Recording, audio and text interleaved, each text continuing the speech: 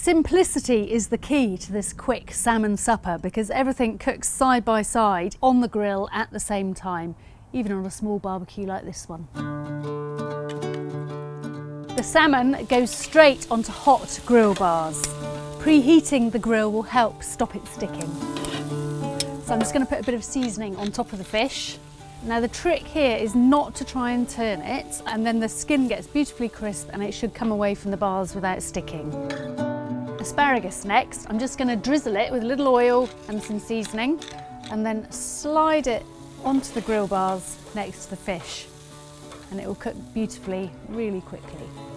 If you want to cook outside but you're somewhere where you're not allowed a live flame, then an electric barbecue like this could be just the answer.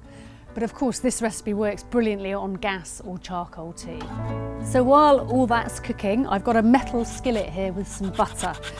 So I'm just going to grate some lemon zest into that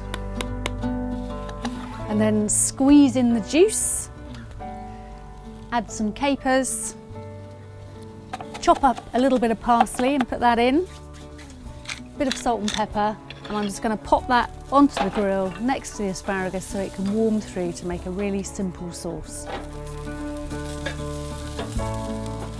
All we need to do now is put the salmon and the asparagus on a plate and pour the sauce over the top. Salmon fillets, grilled asparagus and a really easy butter, herb and caper sauce. Told you it was simple.